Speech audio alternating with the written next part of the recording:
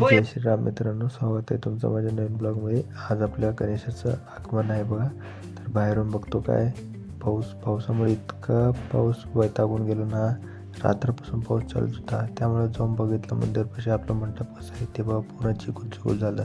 त्याच्यानंतर हे दोघांचं डिस्कशन चालू झालं की ते चिखल बाहेर कसं करावं. पण त्याच्यानंतर आपण सरळ सुटलो पालखीला, कारण आपल्या घरचा गणपती पण आणायचा होता. म्हणून फुल पॅकिंगनं आपण सरळ पालखीला सुटलो.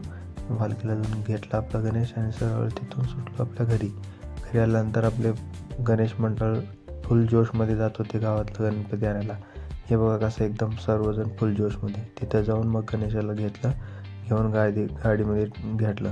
आपले मंडळाचे पोरं म्हणल्याने एकदम पैलवानच आहेत बघा. एक कमसर एक पैलवानच. हे सगळे उचलून आणून गाडीमध्ये ठेवले. तिथून सरळ आलो बघा आपण आपल्या गावामध्ये आल्यानंतर गणेशाला खाली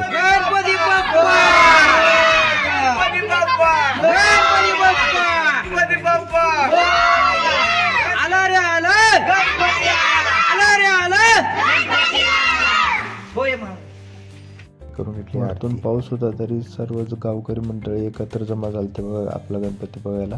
कारण आमचं गाव छोटंसं आहे, पण सगळं कामं एकत्र करतात बघा.